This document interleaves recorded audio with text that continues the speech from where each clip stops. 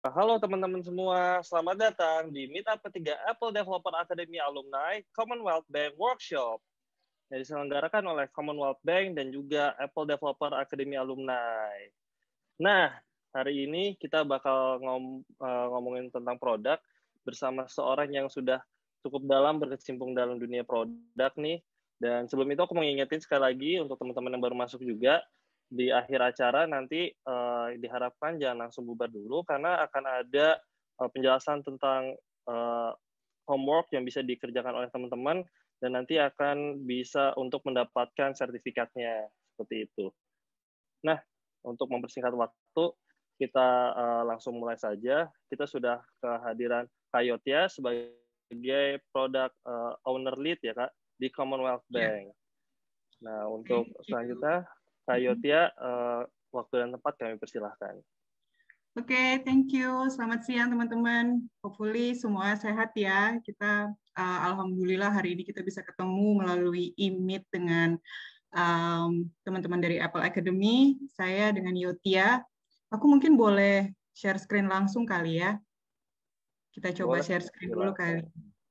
So, thank you banget. Hari ini kita dikasih kesempatan untuk bisa kolaborasi dengan teman-teman Apple Academy. Saya Yotia dari tim Digital Channel. Saat ini saya itu berperan sebagai Digital PO Lead buat Future Acquisition, Investment, dan juga Servicing. Mungkin sebelumnya aku cerita dulu kali ya, journey-nya. Gimana sih perjalanan aku sampai dengan sekarang aku sebagai Digital PO Lead. Mungkin tadi awal-awal dari kita open the session, saya sudah sempat sharing bahwa sebelumnya itu saya adalah alumni dari BINUS juga. Jadi halo teman-teman BINUSian. Again, jangan tanya saya BINUSian tahun berapa. Dulu saya start my journey as a mainframe programmer. Mungkin teman-teman aware ya mainframe itu apa. Jadi dulu tuh saya hobi banget ngelakuin coding AS400, COBOL, ya all those code gitu ya. Sampai dengan 2013 akhirnya saya evolving myself as a business analyst di Commonwealth Bank. Tapi dalam diri saya sebenarnya I'm truly a coder dan saat ini pun juga saya masih kadang-kadang kangen sih untuk coding. And again, saya mungkin sekitar 4 tahun di Commonwealth, and then I get a chance and opportunity untuk bisa join di digital project. Dan pada saat itu mungkin teman-teman juga sudah pernah lihat ya salah satu dari produk kita, e-kiosk, our machine, our digital ecosystem untuk membantu nasabah kita untuk melakukan pembukaan rekening. Nah, saya sempat juga involved dalam project itu as one of the digital PO, dan at this moment saya mengembangkan beberapa produk untuk channel mobile banking, dan mungkin teman-teman sudah bisa lihat ya di sini apa aja yang saat ini menjadi role and responsibility dari saya sendiri. Hopefully ini bisa menginspirasi teman-teman yang lain yang mungkin saat ini coder. So bisa kok one day we become a digital PO gitu ya, and leading digital channel as well. Oke, tanpa panjang lebar, aku coba masuk ke sesi berikutnya ya. Nah, agenda hari ini aku tuh sebenarnya mau sharing dua hal yang sangat penting buat kita tuh dalam mengerjakan digital product development, karena memang kita di dunia digital product itu kan banyak sekali challenges pada saat kita mau producing the product. Bagaimana sih caranya kita giving the real value or the maximum value for customer and also for company. Nah, di sini saya sendiri mau sharing dua hal penting yang kadang-kadang mungkin kita tahu bahwa ini tuh sebenarnya penting banget, tapi suka gimana ya, mungkin kelupaan atau mungkin tertimbun dalam karena kita banyak assignment atau mungkin karena kita juga dikejar-kejar waktu, akhirnya kita lupa bahwa dua prinsip ini sangat penting pada saat kita menentukan apa sih yang harus kita produce gitu. Jadi yang pertama, saya mau refresh, mungkin teman-teman udah pernah dengar sebelumnya atau mungkin sudah pernah melihat materi di website ataupun di referensi yang lain gitu ya. Saya mau sharing tentang outcome over the output karena ini penting banget buat all the product owners out there and also the agilists. Kita tahu pentingnya bedanya outcome dan juga output. Dan yang kedua, saya mau sharing tentang Smurfs. Bukan against sih, tapi mungkin mindset kita berpindah antara MVP dan juga Smurf. So those two things yang mau saya share hari ini. Hopefully kita punya cukup waktu untuk kita sharing bersama gitu ya, dan kita bisa discuss juga nantinya di Q&A. Oke, saya langsung. Sorry ya guys. Oke. Kita sekarang bicara tentang what is product owner's responsibility. Nah, ini mungkin teman-teman yang sudah menjadi atau akan menjadi product owners gitu ya, penting banget nih untuk tahu sebenarnya apa sih tanggung jawab kita sebagai product owners, what is actually our responsibility. So, product owners itu adalah orang yang accountable terhadap value dan kesuksesan dari produk yang akan dihasilkan dengan kita melihat apa kepentingan dan juga kebutuhan dari pasar yang ada di luar sana gitu ya. So value di sini kita suka melihat banyak perbedaan perspektif. Yang namanya value itu kan bisa diartikan duit gitu ya, business value, atau bisa diartikan experience atau usability for customer. So those two different perspective. Nah, aku mau highlight makanya di sini value buat kita tuh apa. Mungkin teman-teman boleh share loh di chat kalau teman-teman sendiri menurut definisi teman-teman value itu apa sih? Boleh ya sharing juga dengan saya. Berapa nih, Kak? Sesuatu yang bisa ditawarkan, betul. Value, nilai, oke. Betul. Kita nanti buat homework akan ada merchandise ya dari Kombank ya. Oke, itu teman-teman ayo nilai yang dianggap penting. Wow. Wih, keren Henry. Kak Henry. Aku nyebutnya Kak aja ya, Pak. Iya. Zidan boleh bantu kita interaktif ya. Kalau sendirian saya berasa kayak di boleh, dalam. boleh, Kak. Iya, biar nggak bosen gitu. Kalau Zidan sendiri, menurut Zidan value apa? Kok jadi tanya hostnya ya? Ini aku bacain dulu sesuatu yang berguna untuk stakeholder, nilai tambah untuk stakeholders. Menurut aku sih mirip-mirip gitu juga, Kak.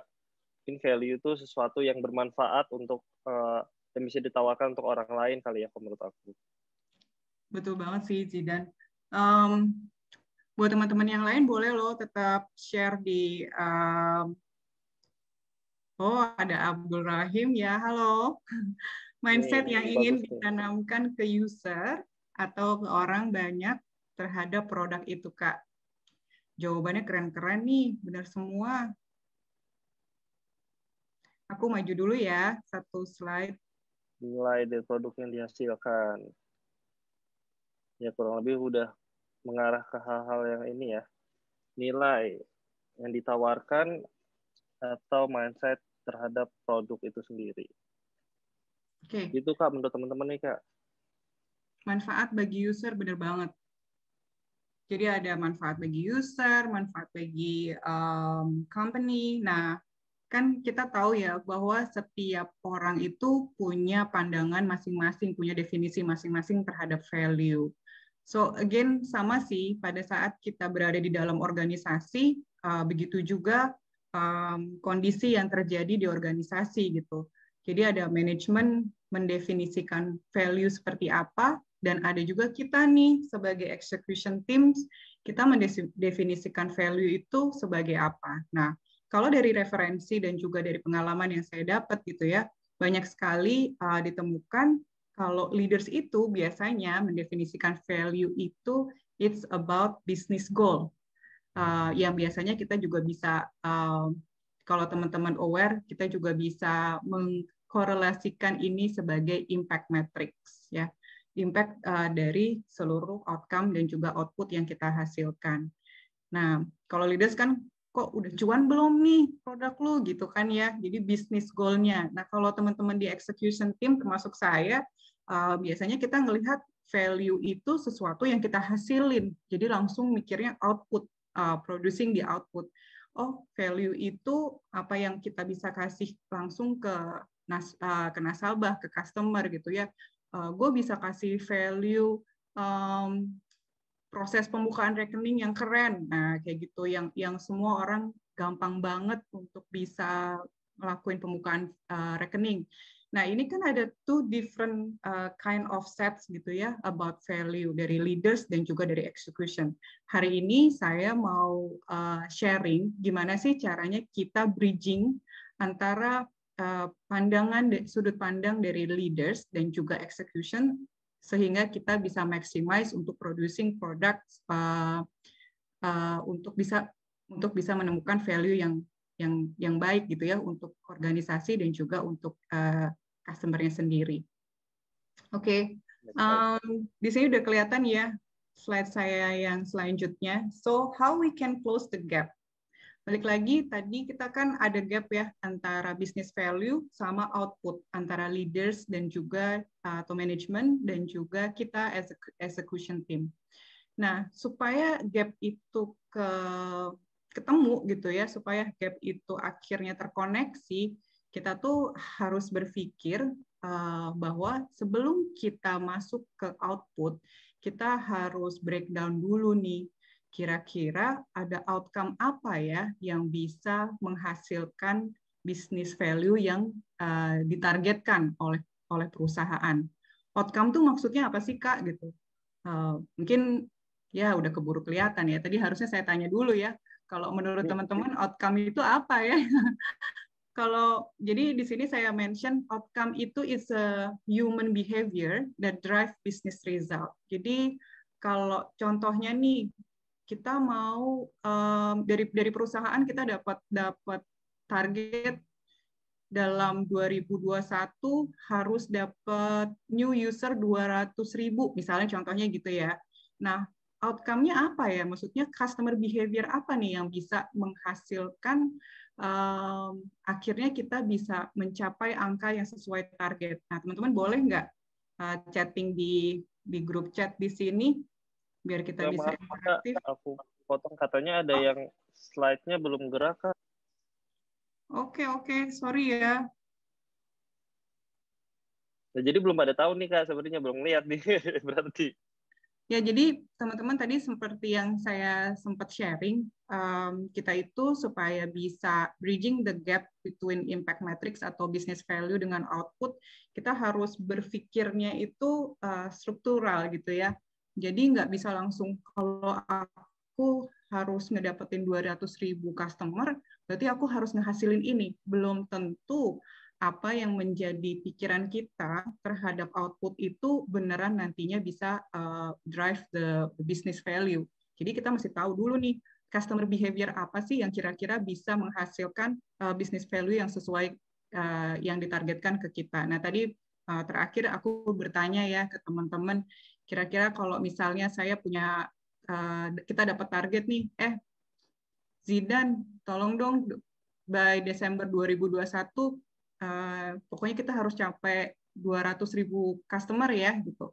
Kira-kira outcome apa aja sih yang memang bisa mendrive the business value itu sendiri? Boleh loh nanti di chat juga di sini biar kita interaktif.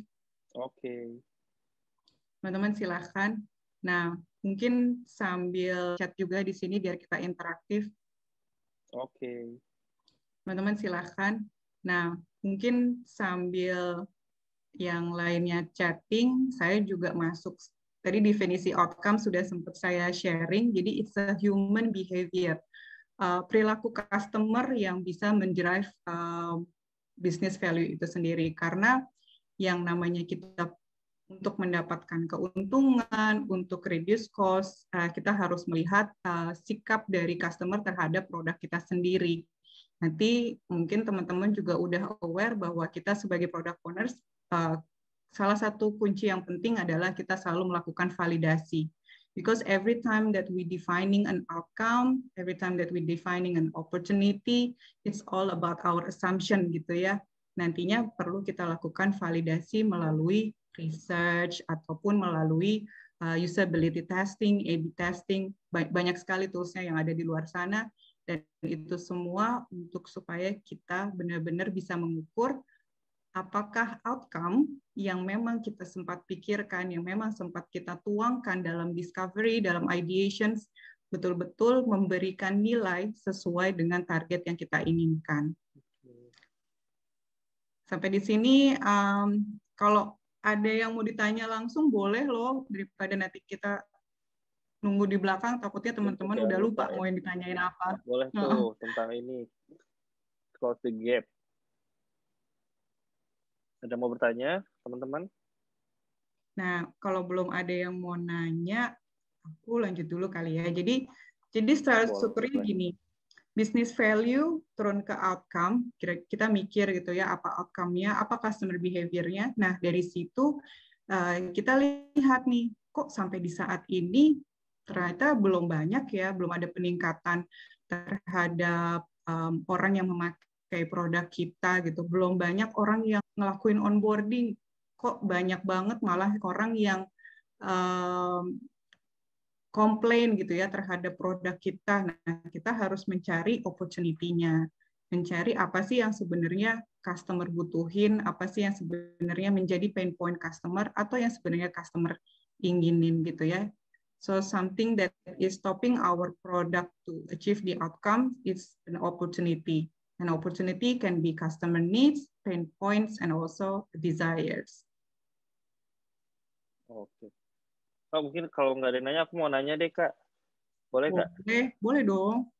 Kalau misalnya contoh kasus aslinya, realnya gimana sih, Kak? Misalnya, anggaplah aku jualan cendol gitu. Bisa nggak aku menggunakan framework ini nih, misalnya untuk melihat dari impact matrix ke output-nya? Boleh banget. Sebenarnya sih nanti aku juga ada sih. Mungkin aku langsung aja kali ya. Tadi juga di sini ada. Di sini juga tadi udah sempat. Ini udah pindah kan ya? Udah.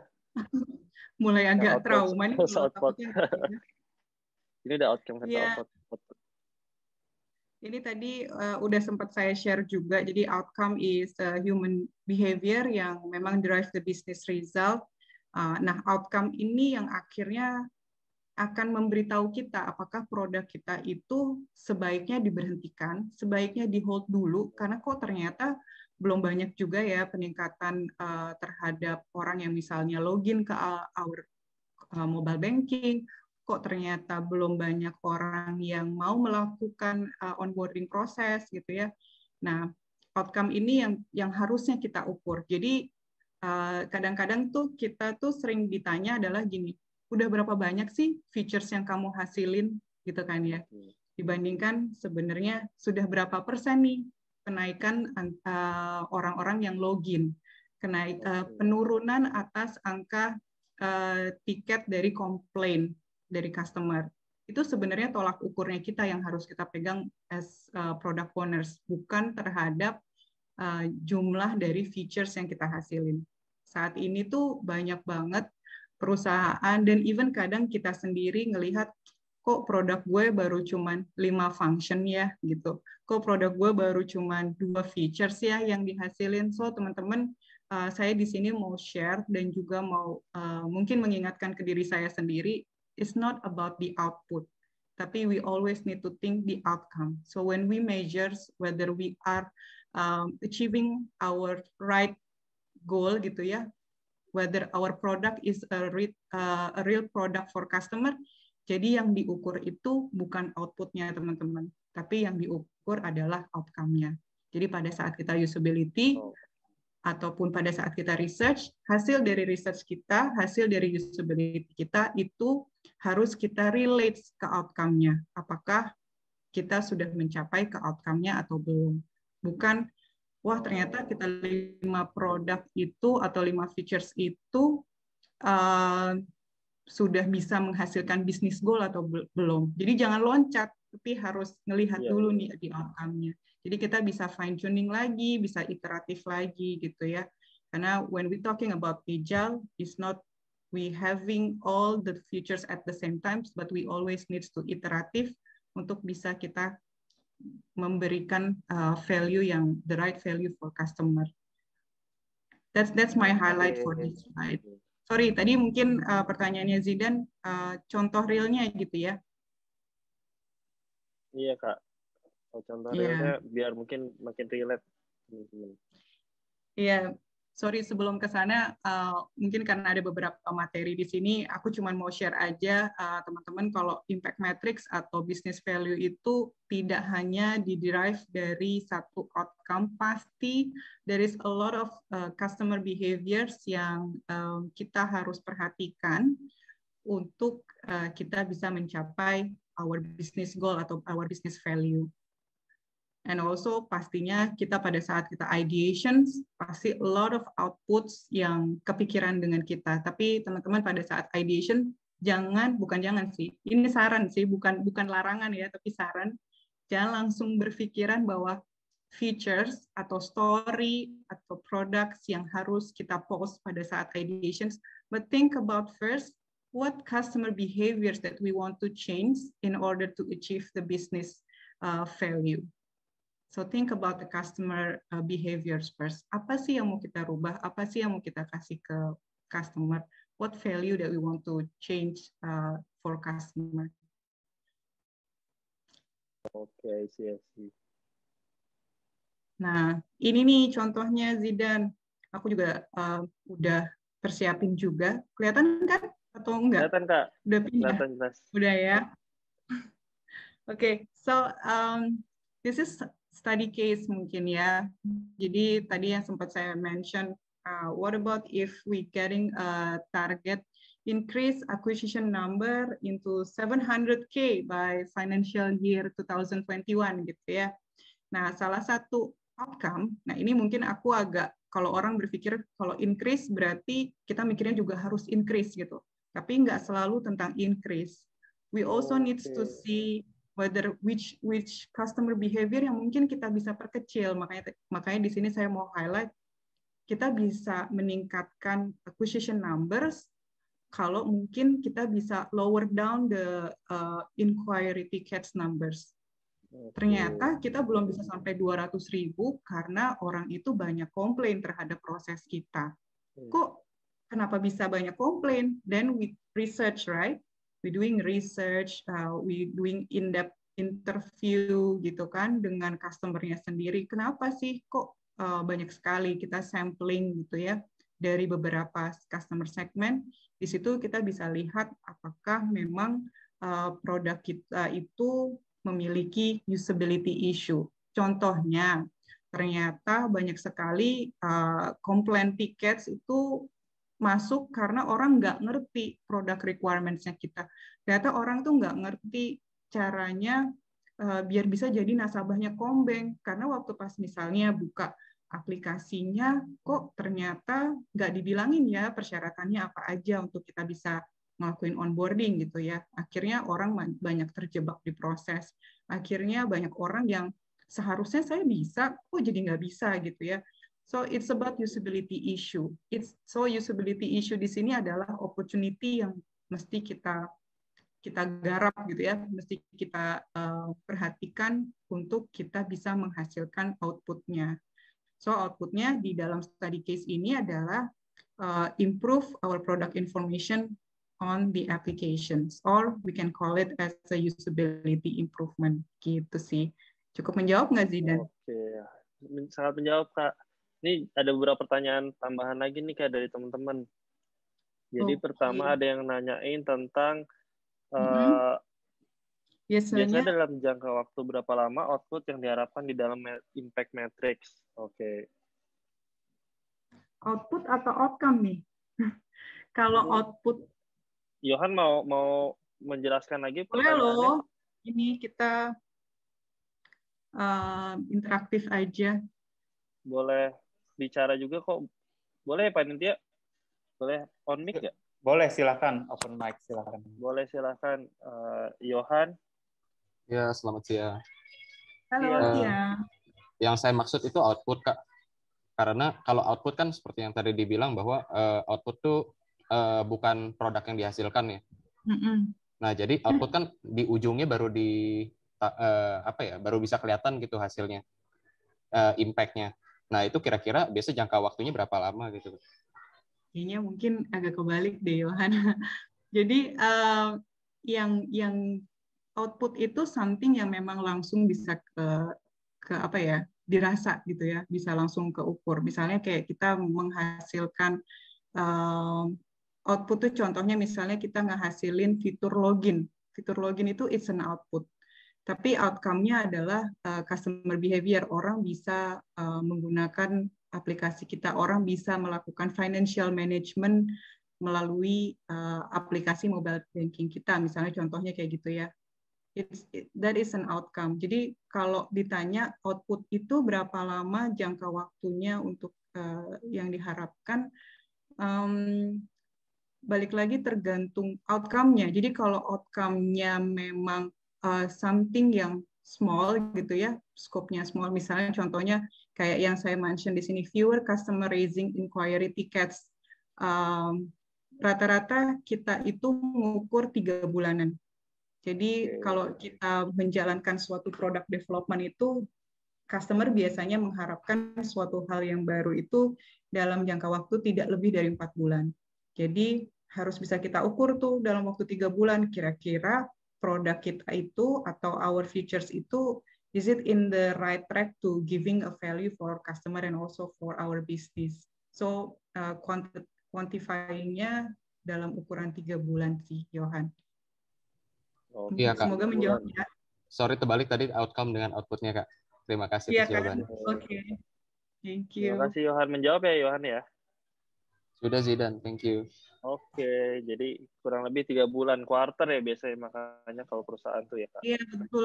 Kenapa saya mention juga 3 bulan? Karena setelah kita dapat feedback gitu ya, setelah kita dapat pengukuran, kan pasti kita harus improve. Improve sendiri, there is a time for development and also development, socialization. Nanti juga saya akan jelasin di materi yang kedua.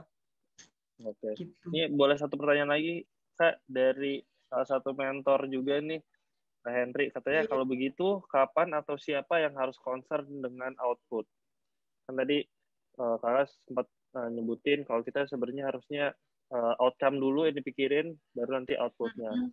Kalau begitu siapa sih yang harusnya concern dengan output dan kapan? Sebenarnya siapa yang harus concern dengan output? Everyone's, maksudnya termasuk dari tim produk sendiri, kita pun juga harus concern gitu ya. Dan kapan kita concern, balik lagi pada saat kita melakukan research, pada saat kita melakukan validasi dan ternyata hasilnya memang belum sesuai dengan target kita, dan the things that we need to fine tuning is also the output. Kita harus cari lagi nih features apa yang mesti kita benerin gitu kan. Jadi untuk siapa ini akan concern, kita as a product team, also our Scrum members, and pastinya it will bring as well into the business leaders gitu ya, dari management. So everyone will concern about the output. In the end of the day, ini kan suatu rangkaian ya, dari business value, outcome, opportunity, it's a one set gitu.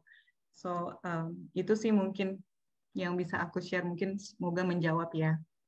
Oke, seperti itu ya. Nanti semoga menjawab.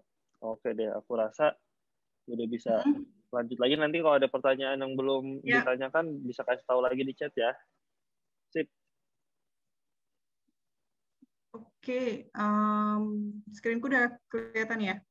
Udah, output versus outcome on sprint. Nah, ini buat teman-teman yang in daily basis ada di Scrum team gitu ya. Saya juga mau sharing nih salah satu tips yang mungkin saya sendiri juga awal-awal juga masih suka kebawa sih. Kita tuh kadang-kadang kalau mendefine sprint goal, itu it's an output base dibandingkan outcome base. Kadang-kadang kita mention bahwa apa sih sprint goal kita buat sprint depan?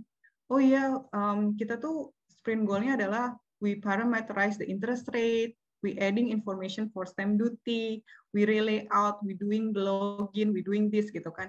Terus kayak backlog, story-nya semua di list down as a sprint goals gitu ya. Padahal sebenarnya supaya kita relate nih, balik lagi kita kan harus closing the gap gitu ya, from the business value into the output.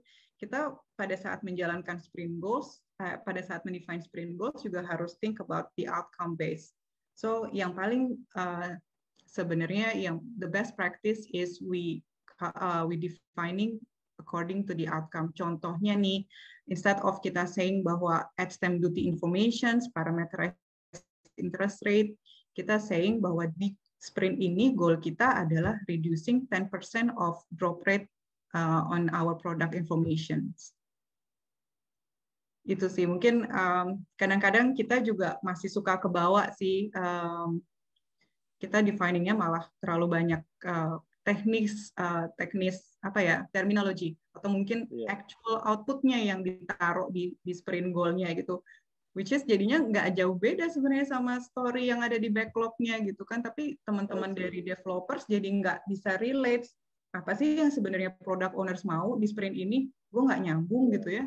Kok dia mau semuanya, orang jadi nggak ngerti goals-nya, orang jadi nggak ngerti value apa sih yang mau di-build sama product owners ini.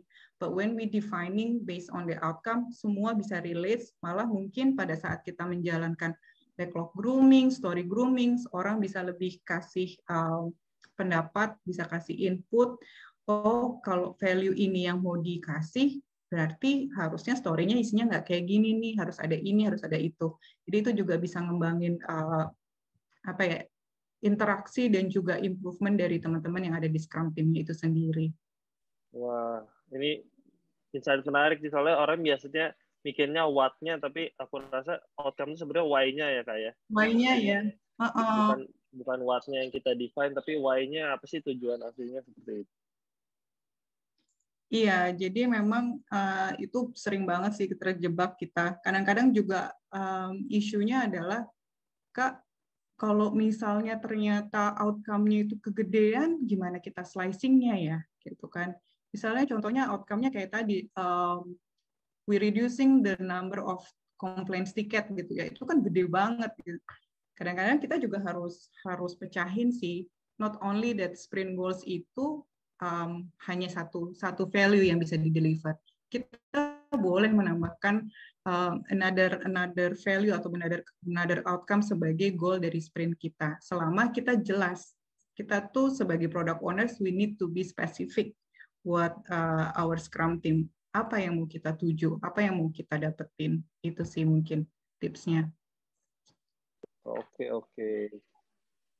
Teman-teman yang lain, kalau gimana untuk waktunya? Agenda yang pertama masih ada waktu? Atau gimana Zidan? Panitia, timekeeper, tunggu aku tanyain dulu ya Kak ya. Masih ada 2 menit Kak. Masih ada 2 menit. Oh 2 menit ya? Iya. Ada mau yang ditanya mungkin teman-teman di sini bisa sharing juga nih kalau yang udah terbiasa dengan agilis di luar sana, apa sih yang biasanya jadi challenges-nya kita pada saat membedakan antara output dan outcome before I'm moving forward to the second agenda. Boleh tuh. Ada mau nanya nggak? Atau sharing gitu ya? Iya, boleh. Ini harusnya banyak teman-teman profesional juga nih. Ada yang mau nanya? Halo, Mbak. Hai. Gue mau nanya dong. Boleh. Tapi ini kan gue bukan orang produk sama sekali lah, awam lah gitu lah. Jadi tapi tadi gue mencoba mencerna sehari-hari gitu, apa sih bedanya outcome sama output ya. Tapi betul nggak nih apa namanya istilahnya perumpamaan gue. Misalnya tadi gue masuk kamar, kok gue gerah banget gitu ya. Nah jadi gue pengen gue nggak gerah gitu. Nah apakah betul kalau misalnya outcome itu ada berarti gimana caranya supaya gue masuk ruangan itu dan gue nggak gerah lagi. Nah, apakah yang disebutkan outcome bisa cara misalnya gue apa namanya buka pintu atau istilahnya gue nyalain AC atau apa gitu ya. Nah tapi kan terkadang misalnya terkadang ada juga satu kondisi di mana akhirnya gue mau nyalain AC nih sebagai output gitu kan. Tapi ternyata kayak remote AC-nya hilang, terus akhirnya atau misalnya token gue habis segala macam dan akhirnya gue hanya berfokus ke hal-hal perintilan kecil itu gitu. Padahal kalau misalnya gue fokus ke outcome gue supaya gue nggak keringetan atau gue nggak gerah, itu gue misalnya gue cukup buka jendela atau keluar ke teras gitu ya atau gimana gitu ya. Betul nggak kayak gitu? Jadi kadang terjebak dengan istilahnya output gitu ya, tapi sebenarnya adalah yang lebih penting outcome-nya tadi gitu. Kira-kira perumpamaan kayak gitu mindset gue betul nggak ya? Betul, udah sesuai sekali, betul banget sih. Jadi tadi yang dengan siapa? Sorry, aku nggak kelihatan di sini. Aku Abdul, Kak. Rahim. Rahim.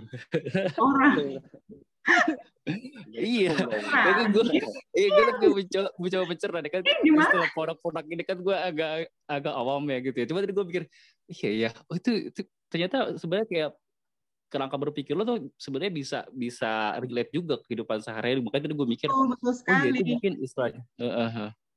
Iya benar sekali Abdul. So apa yang tadi Abdul sempat sharing itu benar sekali. Jadi outcome-nya memang kan customer behavior ya, gimana caranya biar gue tuh nggak panas gitu ya. Kita pingin nasabah itu nggak panas. Kan kita misalnya vendor AC gitu. Customer behavior apa yang memang mau kita mau kita attack gitu ya, mau kita address. Nah, yaitu misalnya contohnya gimana caranya orang bisa nggak kepanasan gitu. Solusinya mungkin ada berbagai macam. Kita mungkin sebagai vendor AC mikirnya, oh nggak cuma AC, tapi mungkin kita ada fan cooling atau apa. Kan kita lihat pain point-nya customer tuh apa sih? Kemahalan kalau beli AC. Atau mungkin di luar sana udah banyak teknologi-teknologi yang lain gitu. Ada kipas angin kecil, ada mungkin ya maksudnya berbagai teknologi lah ya gitu ya. Maaf saya juga bukan yang ngerti banget AC. Jadi benar banget tadi yang Abdul sharing itu structure thinking-nya sudah sesuai dan itu yang memang goal dari session hari ini yang memang ingin saya sampaikan sih buat teman-teman as a product owners. Thank you Abdul. Ini ada chat juga dari Najibullah ya. Kalau company-nya masih feature center, bukan humor center sih, challenge tersulitnya iya sih. Ini dia. Nah, tapi gini, jangan berkecil hati, gimana pun juga, bukan artinya, kalaupun ternyata organisasi kita belum se-mature itu ya, jangan akhirnya kita mengurangi cara pola pikirnya kita. Jadi akhirnya kita mikirnya tetap output gitu, bukan outcome. So, we need to always set our mindset for ourselves. Nggak cuma buat we doing the product, tapi juga dalam kehidupan sehari-hari kita sih, for our balance. Gitu, teman-teman. Oke, mungkin kita bisa langsung ke next agenda ya. Boleh, Kak. Yang di agenda kedua ini, saya mau sharing tentang Smurfs. Teman-teman udah pernah dengar belum Smurfs sendiri? Enaknya aku belum pernah dengar nih Smurf, baru lihat. Baru lihat? MVP nih, biasanya MVP nih. Apa nih Smurf nih? Duh, aku seneng nih kalau udah banyak yang chatting gitu ya. Aku taunya MVP kalau main Mobile Legends tuh, Kak. Wah, bukan most valuable player ya, Kak. Gitu. Bukan. Ini juga ada yang bilang Smurf biru-biru, tahu sih, Kak. Smurf biru-biru bukan ya? Awalnya sih saya juga taunya gitu sih. Smurf itu yang si kecil biru-biru itu ya. Iya, ada Papa Smurf. Iya, bener banget Vanessa, biru-biru yang tinggal di village ya. Hari ini aku tuh mau share tentang mindset Smurf. Tapi mungkin sebelum aku perkenalin Smurf itu apa, kita bahas dulu tentang MVP kali ya. Teman-teman tahu kan ya MVP itu kepanjangannya apa pastilah ya. Mungkin kalau buat Mas Abdul atau teman-teman yang belum jarang berkecimpung di area product development, saya refresh sedikit terminologi MVP itu minimum viable product. Teman-teman bisa relate nggak sih? Sometimes our challenging when we defining MVP. itu selalu kata-kata minimum itu diartikan jadi malah imperfect atau incomplete atau unfinished. And viable product malah diartikan kadang-kadang ya udah deh, yang penting jadi dulu. Bukan, jadi sebenarnya tuh di sini saya bukan mau bilang bahwa MVP itu salah ya, MVP itu tidak bagus, bukan itu, tapi mau meluruskan sedikit our mindset when we producing the product. MVP itu sebenarnya how we think the small products but usable for customer. Nah, makanya sebelum saya mungkin nanti memperkenalkan Smurf-nya, again, kita relate ya bareng-bareng our challenge in the MVP. Kadang-kadang kita bikin produk itu, ya ini kayak misalnya ilustrasi saya di sini, saya mau punya kendaraan yang bisa membawa saya dari satu tempat A ke tempat yang lain gitu ya. We can now starting with scooters, mungkin nanti setelah 4 bulan berikutnya kita bikin sepeda, habis itu bikin Vespa, habis itu bikin mobil gitu. Nah,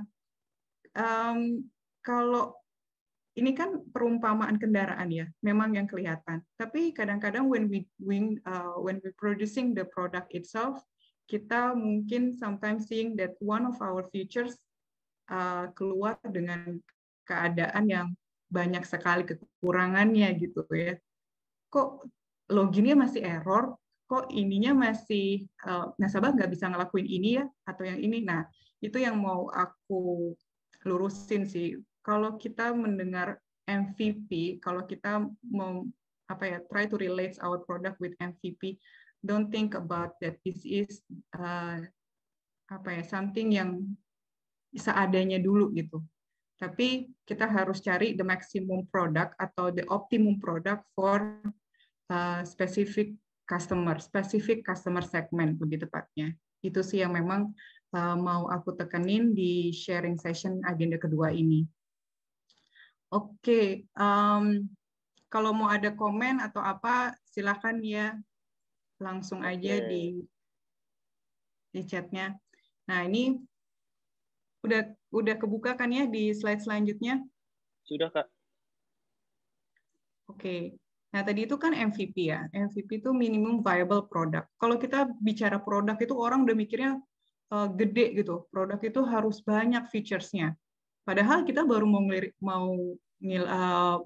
ngeluarin yang minimumnya, tapi konotasi produk itu biasanya udah langsung relate ke something yang besar. Nah, di sini aku mau introducing some of the frameworks untuk product development Smurf. Smurf itu definisinya adalah specifically marketable and useful. Jadi semakin kita bisa membuat suatu produk yang specifically marketable, itu kita jadi bisa men-slice market segment yang mau kita achieve. Nah, ini juga bisa mempermudah kita nanti pada saat kita memvalidasi outcome kita. Kalau misalnya we producing minimum viable tanpa kita benar-benar spesifik mau, sebenarnya di produk, ini rilis mau kita tujuin untuk siapa sih? Gitu. Kan biasanya kalau kita MVP 1, wah kita harus punya hygiene factors dulu nih yang dikeluarin. Harus ada ini. Tapi kalau misalnya saya tanya, lu ngeluarin itu buat siapa? We have our persona gitu ya. Tapi even sometimes we need to slicing our persona. We need to slicing as well our segment. Supaya akhirnya kita bisa tangible nih, ngukur outcome-nya itu sudah sesuai atau belum. That's why di sini saya juga mau refresh atau memperkenalkan Smurf. Specifically marketable and useful, and also releasable feature set. Jadi features yang memang kita bisa rilis. Nah, when we talking about releasable itu, not only talking about development, tapi juga banyak beberapa faktor, terutama karena kita kan organisasi, pasti banyak sekali faktor-faktor dalam organisasi sendiri yang mendukung supaya suatu produk kita ini bisa rilis. Nanti di slide selanjutnya saya mau share juga. Sampai di sini ada mungkin pertanyaan atau komen terhadap definisi Smurf, teman-teman? Udah mau tanya, kan udah tahu ya, Smurf bukan yang biru-biru sekarang ya. Iya, betul sekali. Nah, Ada yang ini ya? Oke, udah jelas. Oke. Ini juga aku share sedikit challenges-nya kita pada saat kita menggunakan framework thinking MVP. Kita tuh suka bilang, gue lagi mau ini nih ngerilis MVP 1 gue gitu ya. Terus pada saat nanti pada saat rilis selanjutnya kita, are we defining as a MVP 2? Are we defining as a MVP 3? And so on gitu ya. Kadang-kadang kita jadi malah ke bawah MVP gitu. Itu yang bikin bingung sometimes to both side gitu ya, bingung terhadap dari sisi manajemen, kok disebutnya MVP terus ya, kok disebutnya minimum terus, ini kapan jadinya gitu kan? Kalau dibilang minimum itu kan kayak tadi tuh setengah matang gitu ya, kok kapan jadinya, kapan kita punya version 1? Kadang-kadang kita juga jadi berpikiran nih berpikir untuk diri kita sendiri, when we going from MVP into version, tolak ukurnya apa ya gitu. Nah makanya instead of we're thinking about MVP, kita lebih baik berthinking about releasable, specifically marketable and usable, apa sih tadi? Specifically marketable, usable and releasable feature set gitu. Jadi kita harus selalu relate into the segment atau mungkin persona yang memang kita mau achieve. Itu sih yang mau saya sharing di sini. And then ada pertanyaan nih Kak. Oh boleh. Kak, bagaimana kita membagi spesifik marketnya? Oke. Ya mungkin saya tadi relate ke yang contoh study case yang sebelumnya gitu ya. Kita bisa kok misalnya rilis ini saya mau fokusnya atau when we defining release juga kita kan ada release goal gitu, ada sprint goal, ada release goal. Release goal ini saya mau 10% decreasing 10% drop rate gitu terhadap customer acquisition process. Nah, siapa yang kita targetin? Orang-orang yang memang ternyata mendapatkan kesulitan. Itu juga bisa kita mention as a specific market. So jangan thinking always like, oh emerging kah, affluent kah gitu ya. Tapi even segmen market itu bisa di slicing lagi, tergantung dari kondisi dari customer-nya. Oh, rilis ini saya mau targeting orang-orang yang kesulitan. Oh, rilis ini saya mau targeting orang-orang yang lebih advance pemikirannya terhadap financial management. Jadi gitu sih pola pikirnya. Menjawab nggak? Nani ya? Oke, apakah menjawab?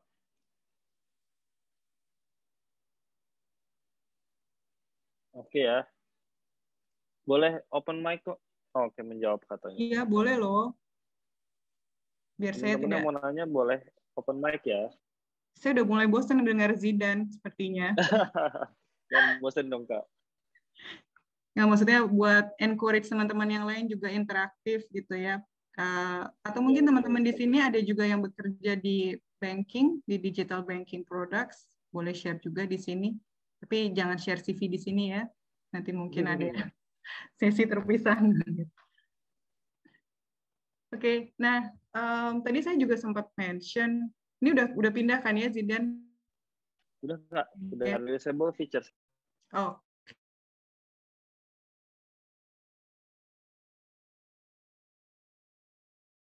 About the customer segment yang tadi sempat kita bahas gitu ya.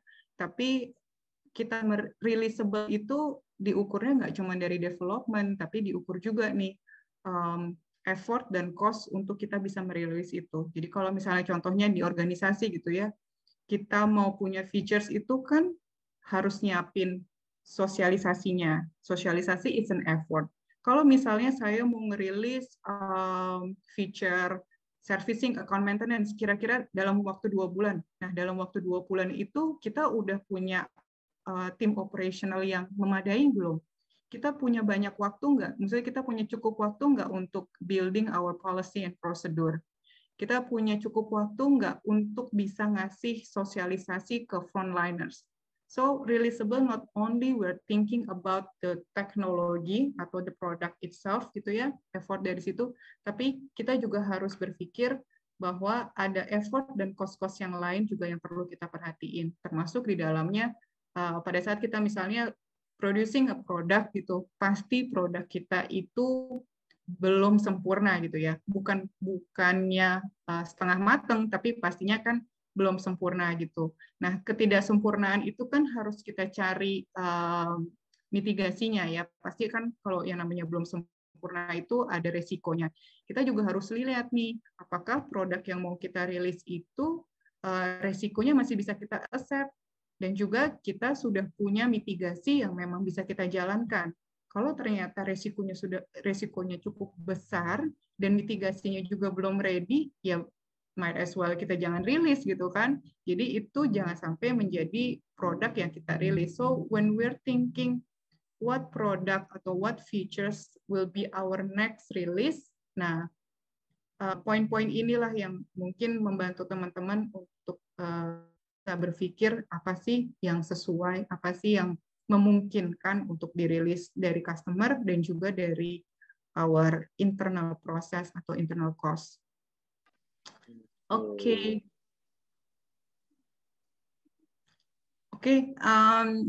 Masih banyak waktu ya. Sebenarnya dari saya materinya 2 tadi itu, and some of the key takeaways.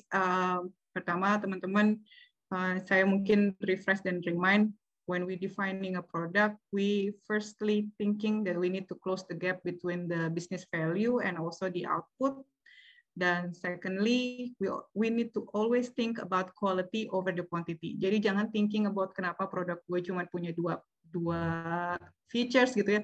Kenapa produk gue nggak kayak Gojek sekarang ya? Atau kok saya dibandingin sama kompetitor ini jauh banget ya? Guys, it's not about the quantity gitu ya. We need to see the quality itself. Terus do always your research. Kita selalu harus validasi our assumptions, whether it's already drive the right outcomes or not. And lastly, keep always learning, get a lot of reference, dan juga mungkin attending webinar seperti ini juga bisa membantu kita untuk having a lot of knowledge, dan juga bisa mempertajam kita untuk producing a product for customer gitu ya. Maximize the value for customer and also for the business itself. Gitu, Zidan. Oke, sip. Sangat jelas sudah dirangkum juga nih sama Kak Tia terakhirnya. Teman-teman ada yang mau nanya atau selain nanya, sharing-sharing juga boleh ya Kak ya? Iya, boleh banget. Itu yang aku tungguin sih dari tadi. Jadi mungkin ada yang pernah ke dunia produk, mungkin kalau nggak banking juga nggak apa-apa, bisa sharing, siapa tahu ada hal baru yang bisa kita pelajari juga. Karena nanti akan ada hadiah spesial juga dari Commonwealth Bank nih. Ada yang mau tanya atau sharing terkait yang sudah kita bicarakan tadi tentang produk? Yang tadi ada kita bisa hal baru. Q&A aja ya? Boleh Kak, kita Q&A dulu ya. Nanti teman-teman panitia lain juga kalau ingetin time-nya ya, aku takut kelewatan nih. Sip, udah ada pertanyaan satu. Apakah produk owner bertanggung jawab juga terhadap marketing dari produk yang di UAT? Oke, ini produk secara general nih. Gimana tuh Kak? Terus produk owner tuh bertanggung jawabnya si produk itu keseluruhan sampai marketing juga atau seperti apa sih? Oh, yang dibuat. Oh, yang dibuat. Oke. Soalnya masih relate nih yang dibuat. UAT juga iya, soalnya testing ya. Terhadap ya produknya terhadap ke marketingnya juga. Atau mungkin sebenarnya tambahin aja, bisa jadi apakah ke testingnya juga bertanggung jawab kayak gitu. Iya, betul banget. Jadi memang tanggung jawab dari product owners kan we need to maximize the value. Kita pun walaupun bukan kita ya yang melakukan dalam daily basisnya untuk bikin marketing atau konten dari marketing itu sendiri, tapi kita juga sebagai product owners we need to giving the reference gitu ke teman-teman yang ada di marketing, dan itu jadi ukuran buat kita sih, our performance key result juga sih. Jadi our tanggung jawab juga, our responsibility as well. Oke, jadi untuk tanggung jawab sih product owner tetap bertanggung jawab ya, walaupun tidak terjun langsung lah ya gitu. Iya. Ada lagi nih dari Najib, saat pakai Smurf kapan kita expand marketnya? Bagaimana ukur kalau sudah product market fit jika menggunakan Smurf? Oke. Kapan kita expand marketnya? Oke. Balik lagi tadi kan kita we need to do the periodically research gitu ya. Kalau misalnya ternyata outcome dari result dari rilis yang kita produce itu sudah sesuai, then it's time for us to rolling into untuk wider audience atau wider market. Jadi kita punya mind mapping atau kita punya impact matrix itu kan kita lihat nih mana yang memang gap terbesar atau mungkin opportunity yang terbesar. Pada saat opportunity itu sudah mulai tertutup, mungkin sekitar 80% dari situ sudah mulai tertutup, we need to think about to expand the market. Dan bagaimana ukur kalau sudah product market fit jika menggunakan Smurf. Ngukurnya balik lagi tadi yang saya sempat mention, to the research, and when we do the research jangan lebih dari 3 bulan gitu. Karena kenapa ukurannya selalu 3 bulan? Kita punya usability, kalau misalnya terlalu lama, akhirnya it's too risky for our product, yang menyebabkan orang-orang akhirnya malah lot of drop off dari produk kita. Jadi sebaiknya setiap kali kita rilis produk, dalam waktu 1 atau 2 bulan kita sudah bisa mendapatkan hasil dari usability produk kita.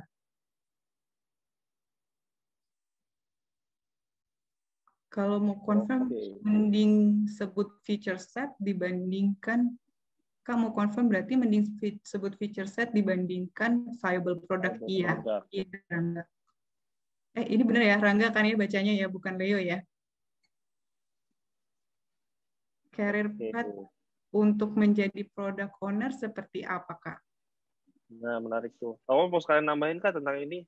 Kan produk sebutannya, kalau sekarang banyak ada product owner. Mungkin bisa dijelasin juga, ada yang bilang product manager, atau ya itu perbedaannya apa sih, Kak? Ataukah sama? Terus karir path-nya seperti apa?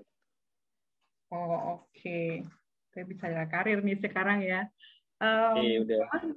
Sebentar, saya izin nyolok charger dulu sebentar ya. Boleh, silakan, Kak. Oke. Jadi product owner sama product manager itu memang tergantung organisasinya sih.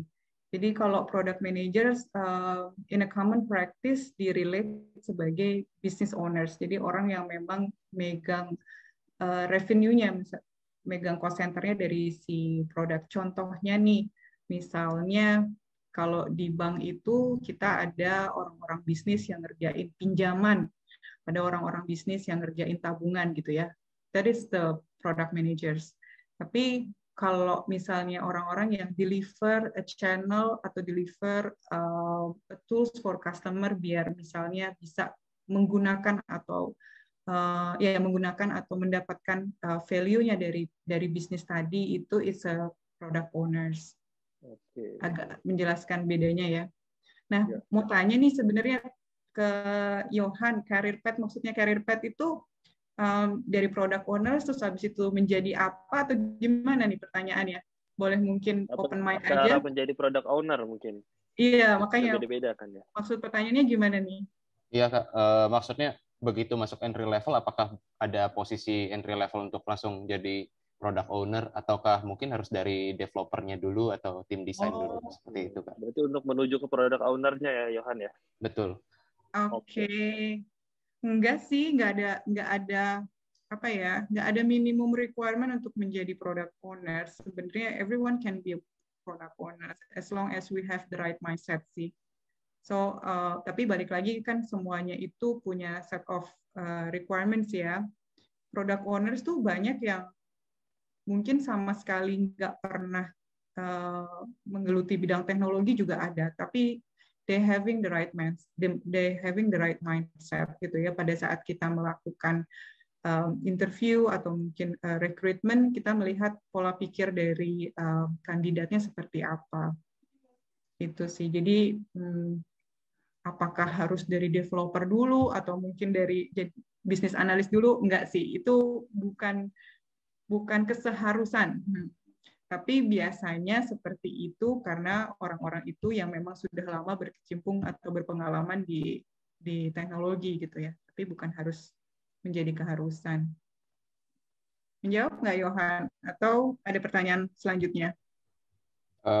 Mungkin berarti kalau misalnya untuk entry level, apakah fresh grad gitu, mungkin bisa langsung menjadi product owner atau harus ada pengalaman dulu?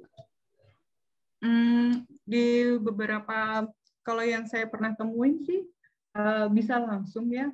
Jadi mungkin saya kasih saran aja buat teman-teman yang memang baru saja fresh grade itu, ada baiknya juga mungkin ikut sertifikasi PSPO gitu ya, buat menambah our requirements juga. Jadi dari situ sebenarnya bisa jadi lonjakan sih kita bahwa kita sudah tersertified gitu kan, bisa langsung untuk bekerja sebagai product owners.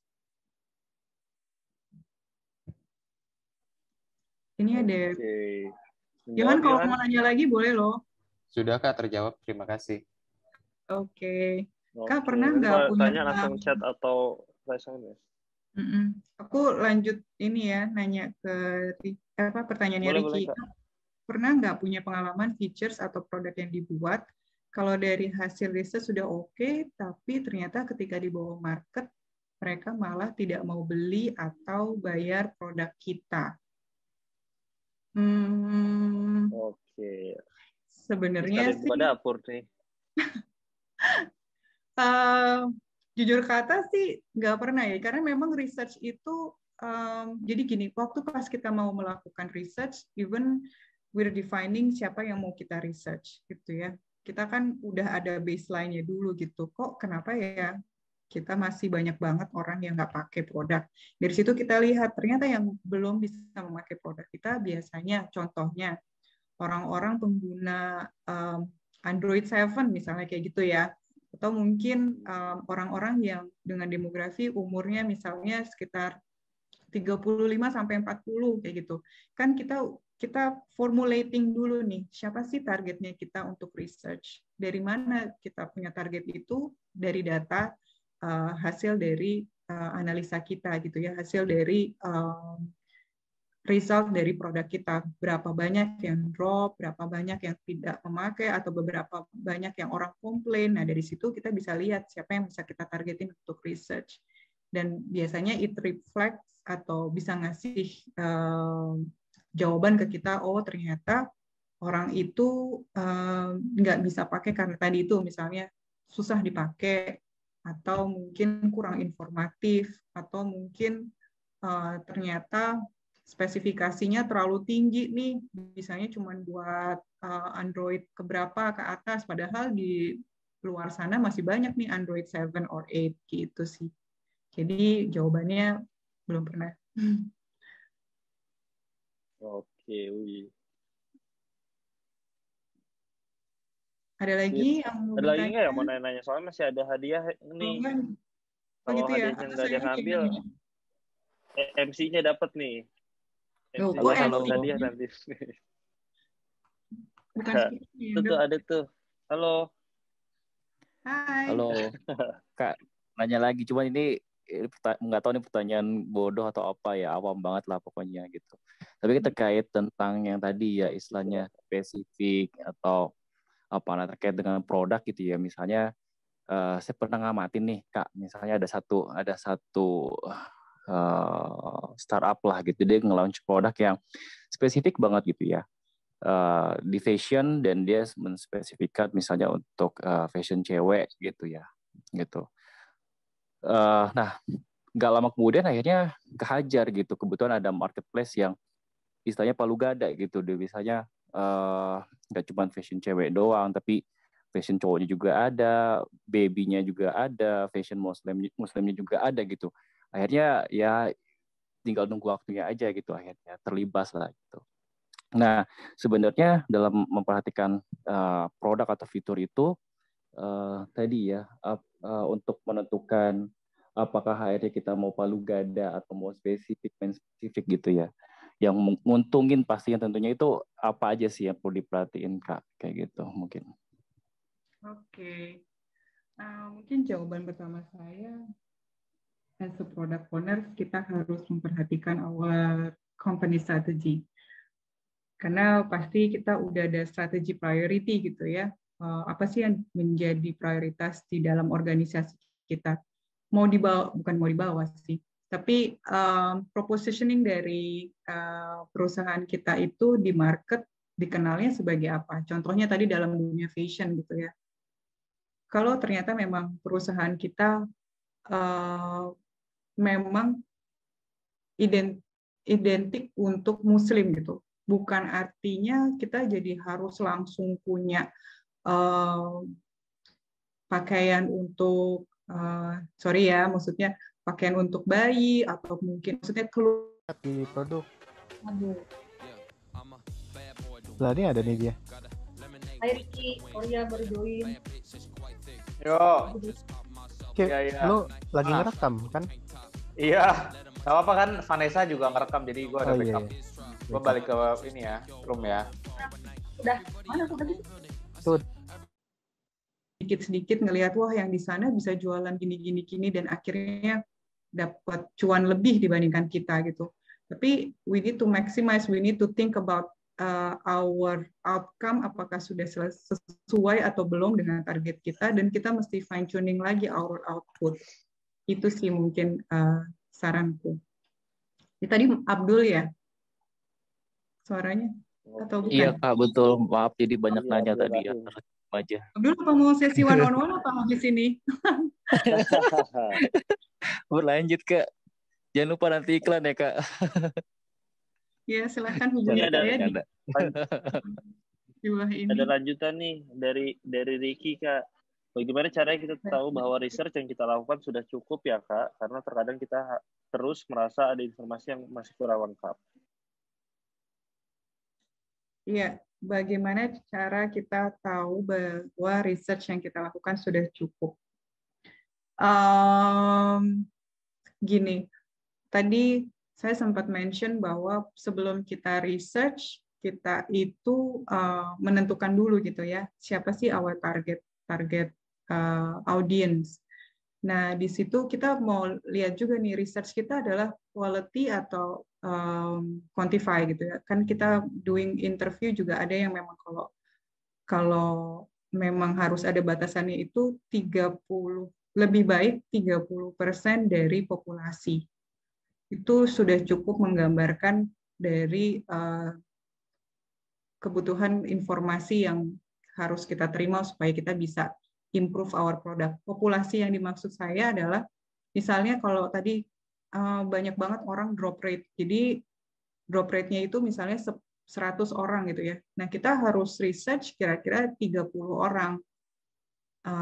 Menurut pengalaman saya sendiri, that's enough and reflect dan bisa mengimprove apa yang harus kita improve sih. 30%. Is it answering? Menjawab. Oke, sip. Oke, panitia kita masih ada berapa menit? Masih ada sekitar 15 menit ya, teman-teman. Wah. Atau mau kita lanjut ke langsung ke project-nya? Kayaknya aku mau dong. Ya, jadi paling aku Vanessa. Jadi aku mau nanya, tadi kan kakak sempat mention buat delivery report yang ini ya kak, yang bagus, while on the other hand, kita juga harus seimbang dengan Smurf tadi, which is ya marketable, usable, and reusable feature sets. Nah, sorry Vanessa, aku agak kurang kedengeran. agak putus-putus, Kak. Ya. Oh ya, oke. Sekarang masih putus kah? Mungkin aku ketik. Kalau pelan kedengeran sih, tapi. Iya. Oke. Ya, jadi aku wondering sih Kak, kayak misalnya nih, misalnya kita dikasih kepilihan, ya udah, aku ketik aja ya. Oh, Udah jelas, Vanessa, udah jelas. Katio bercanda. Oh, kirain. Ya, gimana sih Kak caranya imbangin itu Smurf sama delivering the outcome? Jadi kayak misalnya mungkin kita filter nih. Nah, filter ini ngasih accurate result, tapi hasilnya lama, Kak. Nah, gimana ya kita cara milihnya, whether kita ngasih accurate result, tapi lama, atau kita kasih less accurate result, tapi cepat? Ada tips nggak Kak buat ngimbangin gitunya? Tips saya sih, jadi kita breakdown lagi untuk market atau customer segmentnya lagi, Vanessa. Jadi when we're having the outcome thinking gitu ya, maksudnya pada saat kita memang sudah mendefine outcome-nya kita tahu ini mau kita targetin kemana gitu. Kita tahu ini mau ditargetin ke siapa, orang yang punya behavior seperti apa, mau dirubah menjadi apa. Kita bisa slicing lagi into smaller pieces sih. Mungkin Vanessa bisa kasih actual ininya, kalau biar kita bisa relate gitu. Actual study case-nya. Kalau actual study case-nya sih nggak ada sih, Kak. Tadi aku cuma kepikiran kalau oke. Kirain lagi ada case-nya kayak gitu gimana gitu. Kepikiran dari yang Kak Yota share tadi. Iya, kalau tadi saya study case itu kan kayak drop rate gitu ya, drop rate dalam proses onboarding. Nah itu sebenarnya bisa kita slicing lagi. Jadi tadi pilihannya kan ada 2 ya dari Vanessa tadi. Either kita, boleh mention lagi tadi pilihannya? Jadi kita punya filter, dia ngasih accurate result, tapi lama gitu Kak. Nah, kita milihnya gimana tuh? Apakah kita ngasih accurate result tapi lama, atau kita ngasih cepat tapi less accurate result? Accurate result ini maksudnya Vanessa gimana? Sorry, mungkin biar kita samain dulu persepsinya. Ya, jadi ceritanya aku punya filter gitu Kak. Mungkin yang simpelnya filter. Filter as in data filter gitu ya? Atau gimana maksudnya? Mungkin filter kayak, di search page kita kan ada filter tuh Kak, gitu. Oke. Jadi ya kita bisa ngasih accurate result nih, tapi lama gitu. Atau kita kasih cepat, tapi filternya nggak akurat. Jadi balik lagi, releasable itu bukan berarti jadinya yang tidak akurat ya. Releasable itu kita kan mikirnya tadi yang jangan thinking about the quantity. Jadi kita pikir bahwa kita udah bisa deliver 100 features gitu ya. Tapi we're thinking about the quality. Jadi menurut saya lebih lama sedikit tapi in the end quality-nya sesuai atau akurat gitu. Dan akhirnya it will bring the outcome. Kalau nanti kita keluarin something yang memang akhirnya menyebabkan bukan ketidakpuasan sih, tapi menyebabkan resiko besar dan kita tidak ada mitigasinya. Seperti tadi contohnya ngasih filter tapi hasilnya nggak akurat, berarti kan nanti ada potensi resiko nasabah komplain, ada potensi resiko nasabah salah ngirim datanya, nasabah salah konsumsi datanya gitu kan. And are we having the mitigations for that gitu? Kalau misalnya ternyata tidak ada mitigasinya dan itu resikonya besar gitu ya, again kita mesti harus pertimbangkan resiko dan juga frekuensinya untuk yang ada gitu. Jadi lebih baik kita menunggu sedikit lama, tapi we giving the right value, the right features for customer. Mau menjawab, Vanessa? Oke. Iya. Menjawab, quality Kak. over quantity. Terima kasih Kak Yota. Iya. Mungkin kuncinya tadi itu ya, kalau misalnya kita belum bisa sempurna, we need to see resikonya apa sih? Do we have the mitigation process for that risk atau nggak ada? If we having the mitigation process, then it's acceptable for our organizations. Kita bisa go dengan itu sih.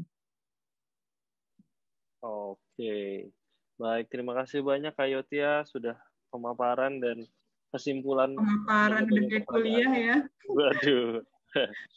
Tapi seru kalau ada hal-hal baru. Kalau aku sendiri bahkan Smurf baru dengar kan. Biasanya kita sering dikasih taunya MVP. Jadi ini ilmu baru juga buat aku dan pasti ilmu baru juga buat teman-teman di sini. Oke, nah habis ini jadi sebelumnya ada yang mau nanya-nanya lagi nggak? Masih ada kesempatan nih. Jadi kayaknya kalau nggak either kru gitu ya, terus Abdul Rahim gitu ya. Kayaknya muter-muter di situ aja nih. Boleh dong saya dengar suara yang lain?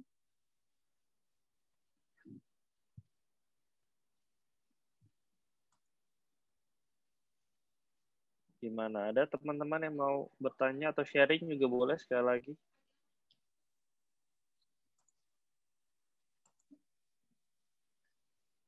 Teman-teman di sini yang sudah mungkin memiliki role sebagai product owners, boleh say hi ke saya. Apa aja sih challenges-nya when we're defining the product release gitu ya. Boleh loh di-share. Mungkin saya juga bisa dapat beberapa tips dari teman-teman juga gitu ya. Kita bisa dua arah.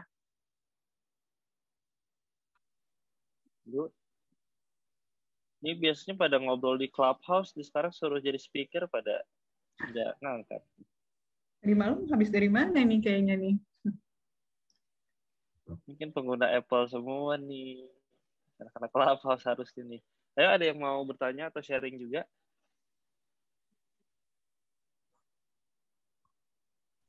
Aku deh. Boleh silakan. Oke. Oke, aku mau ngelanjutin pertanyaannya Vanessa tadi sih soal apa quality over quantity. Maksudnya kan kalau kakak bilang tadi produknya harus nge-solve what user needs kan. Tapi kalau misalnya kita kalau kayak gitu kan otomatis perspektifnya itu benar-benar user centered kan. Kita fokus sama usernya, kita penuhi kebutuhannya. Tapi kalau kita lihat dari perspektif bisnis yang nuntut kita untuk cepat rilis biar bisa market acquisition gitu, usernya dari satu platform pindah ke platform kita karena kita udah rilis duluan. Nah, menurut kakak gimana? Iya, betul banget. Itu memang challenges yang sering banget ditemukan gitu ya. But again, kenapa saya sharing di sini dua item ini, karena ngelihat dari beberapa pengalaman dan juga study case, kalau kita ngelihat atau ngukur dari output itu sangat sulit gitu ya. Ukurannya apa gitu? Oh, sudah berapa banyak ya, misalnya sudah 100 features nih yang kita rilis. Terus kita tahu bahwa 100 features ini benar-benar menghasilkan produk yang kita mau, benar-benar is this the right product? Apakah kita langsung correlates dengan revenue? Belum tentu hasilnya bisa langsung memuaskan gitu ya. Tapi kalau kita again thinking about the outcomes dan mungkin kita drill down lagi dengan outcomes-nya, itu bisa lebih membantu kita. Dan again, yang tadi saya mention, mungkin kan kesulitannya kita dikejar-kejar nih, kok saya udah ngeluarin sekian besar nih investment buat produk kita. Masa sampai sekarang feature-nya baru 5 sih? Masa sampai sekarang feature-nya baru 10 gitu ya? Banyakan mungkin gitu kali ya pertanyaannya ya, Fintri ya? Iya, benar. Terus kok belum cuan-cuan juga? Nah, susah kan kita ngukur kenapa features gue ini nggak jalan ya, kenapa features ini gue nggak jalan ya, karena kita nggak thinking what customer behaviors yang sebenarnya kita pingin address. Tapi kalau misalnya kita tahu customer behavior apa yang kita address, itu lebih mudah dan mungkin output yang kita produce nggak perlu harus banyak, tapi kita bisa spesifik. Gitu sih. Again, ini it's not an instant journey gitu ya buat kita, especially Agile, walaupun mungkin sudah lama di Indonesia gitu, tapi kan belum tentu semua organisasi punya mindset dan framework yang sudah cukup mature gitu ya. It's a journey, so phase by phase, step by step, kita perlu membawa organisasi kita juga berpikir sama dengan apa yang kita mau gitu ya. Pastinya itu PR besar. Cuman balik lagi, mulai dari diri kita sendiri, even from the smaller thing, kayak tadi mungkin saya mention tentang sprint goal gitu ya, supaya kita bisa drive dari bawah, kita harus biasakan untuk mengenal atau mengukur dari outcome. Nanti baru bisa kelihatan. Pada saat usability testing, when we're taking outcome based, itu lebih mudah kita mengukurnya. Output nanti malah jadinya kebesaran cost. Terlalu banyak release, terlalu banyak features yang kita address, tapi ternyata it's not the right features. Oke deh. Menjawab? Gimana, Finley? Okay, thank you. Oke, terima kasih, Finley. Buat teman-teman yang dari tadi aktif nanya, nanti akan dihubungi sama panitia ya. Akan ada hadiah spesial buat kalian. Tapi nggak berlaku buat sini ya. Iya, yang nanti aja. Ini ada lagi nih. Antisipasi mana yang merupakan solusi untuk new outcome dan mana yang merupakan improve dari solusi sebelumnya. Bagaimana? Halo, mungkin boleh open mic ya, kita bisa.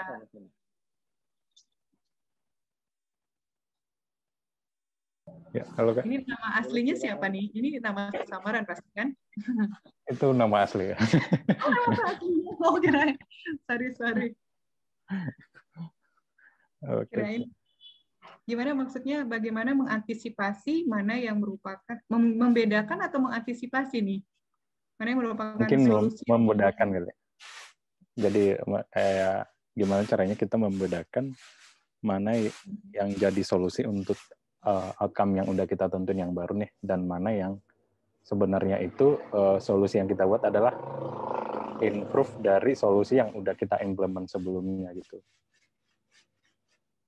Jadi mungkin kayak relate ke yang kakak tadi jelasin di awal, istilahnya kayak kalau kita dikasih challenge untuk increase user, ternyata solusinya adalah kita nge-improve yang istilahnya produk yang udah eksis. Ternyata solusinya seperti itu gitu. Nah itu apakah termasuk bukan solusi ya, istilahnya kayak hal yang harus dilakukan adalah improve, atau kita kayak ya udah kita buat feature baru atau research untuk menentukan solusi yang baru gitu. Nah itu udah ada jawabannya sebenarnya. udah ketemu jawabannya. Bagaimana kita membedakan? Jawabannya adalah we're doing the research, in-depth interview. Maksudnya kita tahu bahwa skema kita menjalankan design thinking pertama kali adalah kita harus melakukan empathize ke customer-nya. So, are we going to find the new solution atau mungkin kita improve? It's the opportunity kan yang memang harus kita cari, dan jawabannya bagaimana kita membedakan adalah dengan kita melakukan research ataupun in-depth interview dengan customer segment yang memang kita tuju. We need to empathize. When we empathize, we know what's the problem, we know what's the opportunity, we know what they desire. Contoh halnya kayak tadi itu, misalnya jualan AC, kenapa sih kok nggak naik-naik nih revenue? Ternyata orang kemahalan sama AC kita. Kita harus ketemu kenapa sampai mereka merasa kemahalan ya. Sebenarnya are we targeting the right segment atau bukan? Are we towards the right outcome yang memang kita mau tuju atau enggak? Itu sih, mungkin kita harus benar-benar empathize our target segment and do the research. That's why in one of my key takeaways, I'm really highlighting do the research, because sometimes kita itu dalam producing products, we only thinking about, okay, next-nya adalah ini, kita yang nge-define. Padahal harusnya bukan kita yang nge-define, but it's customer. Customer needs to define what they want from us. Oke. Mungkin ada pertanyaan tambahan sih Kak. Istilahnya, saya beberapa kali kayak ketemu study case gitulah, istilahnya untuk as a product owner atau product manager gitu dikasih challenge kayak tadi, misalnya kita gimana caranya untuk increase new user atau untuk take profit lah dengan nilai sekian gitu. Nah, ketika kita memberikan solusinya itu sebatas improve dari produk yang ada, itu sah-sah aja sehingga atau gimana kita meyakinkan kalau solusi sebatas improve aja itu bisa works gitu. Itu sah-sah aja atau ada apa namanya, bukan cara lain sih. Ada tips nggak ketika kita menemukan solusi itu hanya butuh improve dan kita gimana caranya meyakinkan kalau improve itu bakalan works gitu. Oke, mungkin sama seperti yang tadi saya sampaikan ya. Kalau kita mau ngajuin proposal, kita tuh harus datang dengan data berdasarkan dari research kita. Berdasarkan dari data, ternyata nggak perlu punya produk atau features baru. Ternyata sebenarnya produk kita itu sudah oke buat customer, cuman ternyata usability-nya yang problem. Ternyata customer itu kesulitan untuk mengerti produk kita. Contoh halnya nih, hal yang simple banget. Orang pada saat dia milih tanggal, mungkin teman-teman yang udah sering banyak ngelakuin registrasi di banyak aplikasi gitu ya, kan sering banget tuh ditanyain tanggal lahirnya gitu ya. Itu aja kadang-kadang orang suka susah. Milih bulan dulu, milih tahun dulu, iOS sama Android suka beda behavior-nya. Kalau misalnya produk kita nggak konsisten secara customer behavior, itu pun juga bisa menyebabkan drop rate yang cukup tinggi. Nah, balik lagi, apakah kalau kita mengimprove produk yang ada itu sah-sah aja atau enggak? Sah atau enggaknya itu yang menjawab adalah customer. Data dari pada saat kita research. Bukan Yotia, bukan Dan8, bukan Finley yang akan jawab, tapi customer. Customer bilang bahwa I'm happy with your product, but can you just improve in this? I'm happy with your product, but I having problem with this. And we can calculate, we can aggregate the data. Ternyata dari 20% customer mengalami kesulitan di sini. Kalau misalnya ternyata sudah cukup besar dan majority people are getting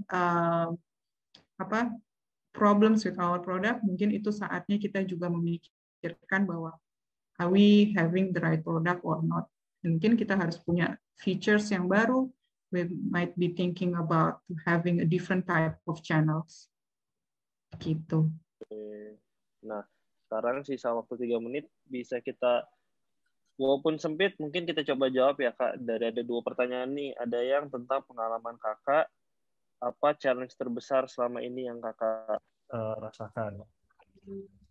Yang kedua, ada misalnya ada satu case bikin satu features yang ternyata mirip dengan features toko sebelah. Kita research atau lebih baik copy paste modifikasi. Mungkin kayaknya Oke. Sorry. Yang pertama dulu ya. Mana sih tadi yang stressful ya? Stressful. Apa challenge paling stressful nih sebagai product owner? Apa challenge stressful dari product owners? Paling stressful itu when we're having the first gini, pada saat kita dapat assignment untuk membuat produk baru yang dari awal ya. Yang paling stresnya karena kenapa makanya saya buat sesi ini, yang paling stres itu how we slicing the products into the right releasable set sih.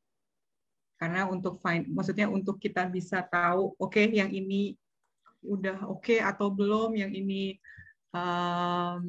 kira-kira bakal diterima sama customer atau enggak, itu menurutku yang paling stressful when we facing that. Dan bagaimana cara mengatasinya, balik lagi kita memang harus selalu punya pegangan siapa sebenarnya kita tuju. Sometimes kita tuh terlalu bias dengan berapa banyaknya gitu loh, quality-nya.